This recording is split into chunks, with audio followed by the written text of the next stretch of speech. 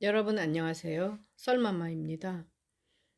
세상에서 엄마가 되어서 여러 서운한 일 중 하나는 어린 자식을 맡기고 타국에 돈 벌러 떠날 때 아니겠습니까? 저도 4살과 5살 어린 애들을 친정에 맡기고 눕갈 사탕 2개로 사탕 빨기 위해서 한눈을 판 사이 아들과 딸을 한국에 떼놓고 일본 동경으로 이직을 했습니다. 태어나서 처음 동경 나리타 공항에 도착한 나는 일본어도 외국어냐고 큰 소리를 떵떵 치다가 나리타 공항에 내려서 나를 배웅 나올 직원을 커피숍에서 기다리면서 처음으로 느꼈던 것은 사람들이 말하는 것은 들리는데 따다다다 거리는 소리만 들릴 뿐 전혀 그 의미를 모른다는 데서 느끼는 답답절벽증이었습니다. 하여간 안암팍으로 답답증이 몰려와서 가슴이 터질 것 같은 그런 기분으로 회사 일본 고모님의 안내를 받아 동경까지는 무사히 올라왔습니다. 집에 짐을 풀고 저녁을 먹으러 한국 식당에 가서야 귀가 뚫린 것 같은 이 반가운 한국말. 나는 조금 쓸데없이 한국 불고기 식당 사장님이 묻는 말에 넙죽넙죽 대답을 잘 해드렸더니 헤어지면서 동경생활에 어려운 일이 있으면 오빠라고 생각하고 언제라도 찾아오라고 서로 인사를 나누면서 식당을 나왔습니다. 다음 날부터 혼자서 회사를 출근하는데 그냥 아키하바라 역에서 지하철을 트랜스포하여 4번만 가서 역에서 내려서 1번 창구로 나가서 출근을 했고 퇴근하면 그 길 그대로 집으로 오면 되었습니다. 말을 못해서 답답절벽증이 난 나는 독학 일본어 책을 하루에 20시간씩 끼고 앉고 있었죠. 그렇게 3개월쯤 흐르자 책을 너무 많이 보면서 눈을 혹사시킨 탓에 눈병이 났습니다. 하루 20시간씩 일본어 암기만 하였더니 어지간한 대화는 할 수 있게 되었던 것이지요. 그래서 그동안 조금씩 나오던 동그란 눈곱 치료를 안 받아서 이제 아침이면 눈이 눈곱으로 아주 들러붙어 버려 물로 씻어야만 눈을 떴던 것입니다. 더 놔두면 큰일 날 것 같아서 어느 정도 일본어도 하겠다. 할 수 없이 용기를 내서 집 근처에 안과 개인 병원을 찾아갔습니다. 연로한 남성 의사 한 분과 간호사 등 검사하시는 분들 대 6명 정도가 각각 검사실에서 열심히 일하는 모습이 한눈에 보였지요. 나는 이윽고 신청 카드도 천천히 읽어가면서 다 작성을 해서 올리고 스스로 3개월 전 나리타 공항에서 느꼈던 답답증을 일부 해소한 것 같아서 자기 만족을 하면서 기다리다가 마침 내 차례가 와서 노장 의사 앞 진찰 의자에 앉았습니다. 의사는 어디가 어떻습니까? 라고 질문을 했고 나는 눈곱이 일본어로 메아니인데 눈곱은 순간적으로 동그랗다고 인식을 하고 매다마 눈알로 착각을 하여 눈곱이 나왔다고 하여야 하는 데서 눈알이 빠져나왔다고 답을 했습니다. 그런데 대답에 너무너무 놀라는 노장 의사가 흥분을 해서 숨을 다 가다듬더니 네, 아니 되셔. 눈곱이겠지요. 함과 동시에 사방에서 간호사들과 검사원들의 바쁜 발소리가 갑자기 다다다다 나를 향해서 급하게 뛰어오는 것입니다. 그런 환경 때문에 순간 나도 같이 놀란 것은 내 눈곱 하나가 뭐 그리 대단하다고 이 소동인가 하여 눈을 둥그렇게 뜨고 두리번거렸죠. 정말 이게 웬일인가 했습니다. 그리고 순간 스쳐가는 생각이 아하. 눈곱은 매다마가 아니라 매한이었다는 것이 떠올라서 소소소소소소. 내가 단어가 틀렸네. 매한이가 맞아요. 눈알이 아니고 눈곱, 눈곱. 야, 이 아가씨야. 장난을 해도 분수가 있어야지. 심장마비 오는 줄 알았어요. 노장 의사가 안도의 숨을 쉬자 간호사들은 각자 자기로 돌아가면서 놀랬네 하며 돌아갔습니다. 의사는 다시 집에 뱃도가 있습니까? 하는 겁니다.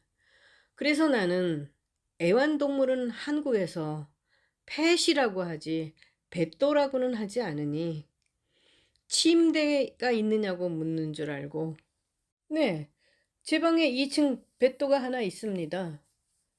라고 대답했지요.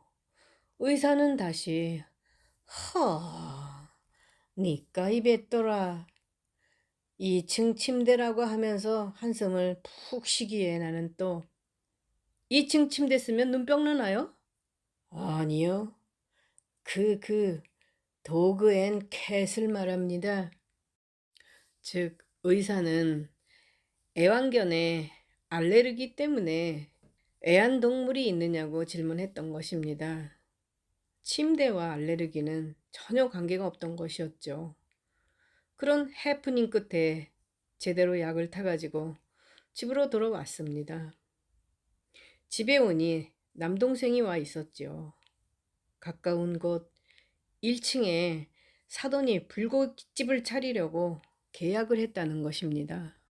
기존 시설을 철거하는데 500만 엔에 사돈한테 부탁해서 자기가 직접 철거하면 50만 엔이면은 끝나니까 450만 엔이 순이익으로 남는다고 따달라고 하는 것입니다. 부탁하기 어려운 사돈 관계이지만 나는 찾아가서 500만 원에 공사를 달라고 했지요. 우리 회사 이름으로 계약을 해서 동생한테 주고 나서 철거 공사에 들어간 지 한 3일쯤 지났을까? 한밤중 12시가 넘었는데 문에 벨소리가 너무 요란하게 울리는 것입니다. 잠옷바람으로 나가서 누구냐고 물으면서 대문을 열었습니다. 그랬더니 생각지도 않게 문 앞에 떡대가 좋은 깍두기 3명이 팔짱을 끼고 서서 정재원이 맞아? 정재원이가 너야? 네, 제가 정재원인데요. 너 수십집 철거 너희가 하는 거지? 당장 나와. 철거하면서 수도를 건드려서 지하에 우리 가게 물난리가 났어. 혓바닥 굴러가는 겁박 상황을 들어보니 참 큰일 난 것이지요. 생각해보니 아래 지하층이 카지노였고 그 카지노를 야쿠자가 운영하였던 것입니다. 나는 옷 갈아입고 나올 테니 좀 기다리라고 하고 일단 방으로 들어왔지요.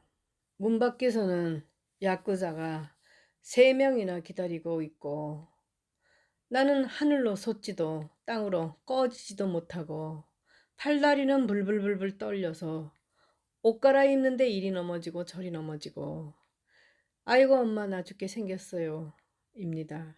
그러나 죽을 때 죽더라도 당장 약한 모습을 보이면 그 모습이 더 약점이 되어서 겁박을 받을 것만 같아 심호흡을 몇 번 더 쉬고 나서야 침착하게 나갔습니다. 저는 그런 일본의 족보가 있는 야쿠자들한테 이끌려 먼저 철거한 현장인 스시집, 지하실, 카지노로 가서 보니 위층에서 물이 새는 곳은 카지노 화장실이었는데 오븐에 딱 물 한 방울 정도가 아슬아슬하게 재래식 변기 안쪽으로 떨어지면서 떨어진 물방울이 튀어서 변기 주변 발 딛는 곳에 깔린 붉은 카페트가 조금 젖어 있었습니다. 오밤중에 여기까지 끌려올 만큼의 큰일은 아닌 것 같은데 나는 재수없게 야쿠자가 직영하는 곳을 건드린 것이었죠.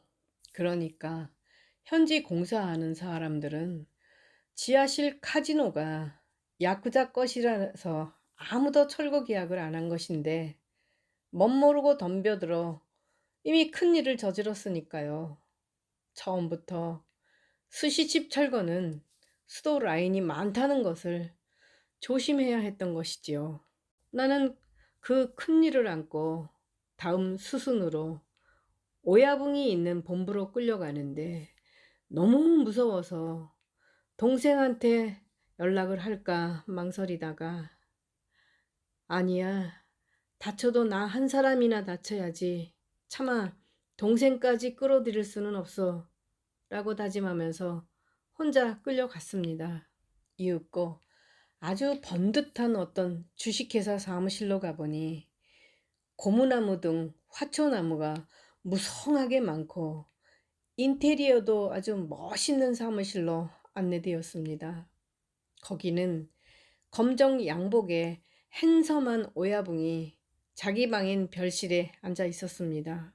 저를 데리고 대표격인 오야붕 사무실로 들어간 찐삐라 3명은 형님, 방수차하고 친놈 데려왔습니다. 하는 것입니다. 그런데 오야붕은 아니, 여자잖아. 야, 이 들떨어진 놈들아. 날들어 여자를 상대하라고 여기까지 데려온 거냐? 아니, 내가 어쩌다가 여자하고 마주 서 있어야 되나, 이 바보 새끼들아.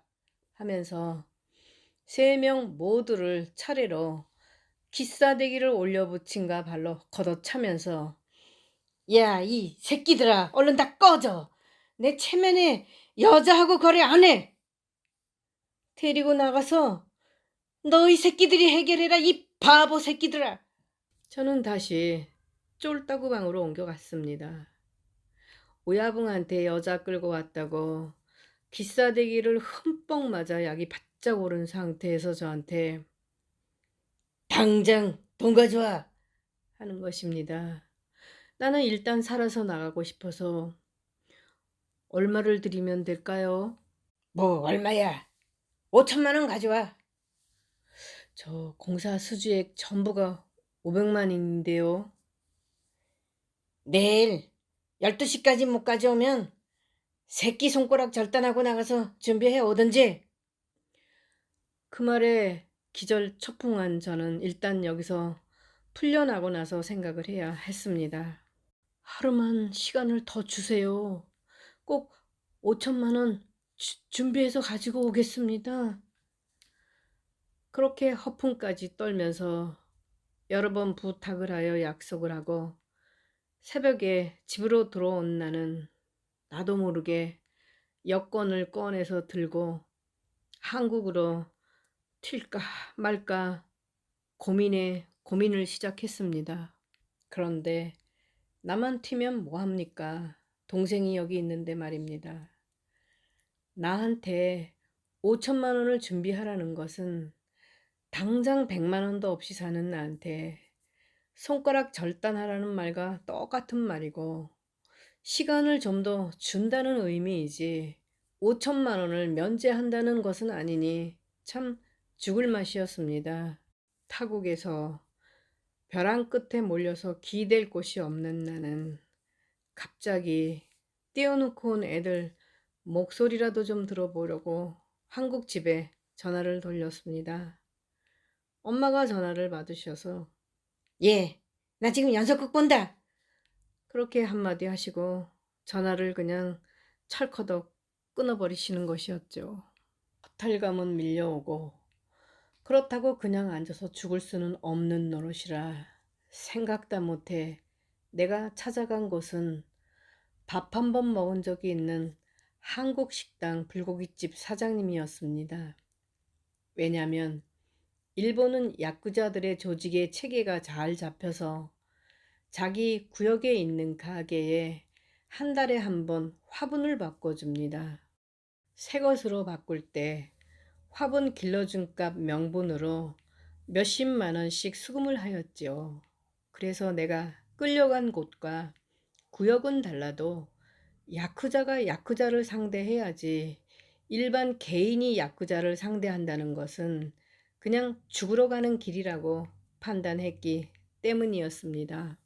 딱 한 번밖에 안 본 불고기집 사장님은 저를 기억해 주셨으며 저는 자초지종을 말씀드리고 도와달라고 했습니다. 작전은 그날 12시까지 저는 그냥 집에 있고 불고기집 사장님 구역의 야쿠자가 제가 끌려갔던 야쿠자 본부에 불고기집 사장님과 동행해서 해결하러 가셨습니다. 12시가 되자 나는 집에서 애타게 기다리는데 가슴이 다 벌렁벌렁 했습니다. 연락을 놓칠까봐 무릎팍 위에 전화기를 올려놓고 노심초사하고 있는데 벨소리가 울려서 얼른 받았지요. 난데 잘 해결되었다. 우리 구역 사람과 저쪽 구역 사람이 마침 형 동생 하는 사이라서 5천만 원은커녕 세탁비도 필요 없댄다. 나는 참 같은 동족의 따뜻함을 느꼈습니다. 나는 가진 것이 없으니 신세는 못 갚아도 회사 손님 접대는 늘 그 불고기집으로 갔습니다. 결국 내 사건은 꼬붕 3명이 여자까지 데려왔다고 오야붕한테 기싸대기만 맞고 끝나버렸는데 한 가지 그때 느낀 것은 진정한 야쿠자는 결코 여자를 건드리지 않는 모습이었습니다. 밑에 찐삐라격인 넝마주의나 여자를 건드리는 것을 보았지요. 나는 불고기집에 자주 가다 보니 남동생 친구도 거기서 아르바이트를 하며 대학들을 다녔죠. 나는 가끔 손님으로 들리면 남동생 친구는 버리는 부분 김치 꼬랑지를 많이 모아두었다가 챙겨주었습니다. 그렇게 배가 고픈 시절에 몇 년간 김치 꼬랑지를 잘 받아서 잘게 썰어 김치찌개도 해먹고 반찬으로도 감사하게 아주 잘 먹었습니다. 타국서 한국인에게 김치라는 것은 그만큼 정신적으로도 중요하고 의존이 김치에 되는데 하여간 한결같이 김치 꼬랑지를 잊지 않고 모았다가 주는지 먹을 때마다 정말 고마웠었습니다. 그리고 그동안 15년이란 많은 세월이 흘러 나는 귀국하여 김치 꼬랑지를 챙겨주던 동생 친구가 생각나서 일 삼아 찾아갔었습니다. 서울 주변 고양시에도 그런 산골짜기가 있는 줄은 몰랐으나 가구 공장에서 제공한 작은 철박스에서 살고 있는 그 동생을 언니랑 같이 15년 만에 반갑게 만났습니다. 그날 마침 비가 줄줄 오던 날이었죠. 너무 반겨주는 동생이 누차하지만 들어오라고 하여 철박스 안으로 들어갔습니다. 좁은 철박스 안에 언니랑 같이 들어갔는데 컨테이너가 녹슬어서 여기저기 비가 새니 나는 좁은 곳에서 언니랑 왔다 갔다 하면서 하루 15시간 노동에 먹고 자기만 한다는 이야기를 다 들어보니 꼭 현대판 노예를 보는 것 같은 기분이 들어 가슴이 아팠습니다. 물론 강제가 아니고 스스로 한 푼이라도 더 벌려고 연장 작업을 한다고는 했지만 같이 일하는 스리랑카 총각과 10PD도 안 되는 철박스 속에서의 생활은 눈뜨고 보기가 어려웠습니다. 그날 저는 서울 변두리가 5천만 원이면 전세를 살 수 있기 때문에 제 능력껏 기부해 주었죠. 극구 사양하는 그가 5천만 원을 수렴한 것은 제 한마디 최소한 부모님들 제사는 새지 않는 방구석 같은 곳에서 지내야 하는 거 아니니? 였습니다. 지금은 탈북민 여성과 결혼하여 어디선가 살고 있다는데 나도 한 번쯤은 잘 사는지 보고 싶습니다. 감사합니다.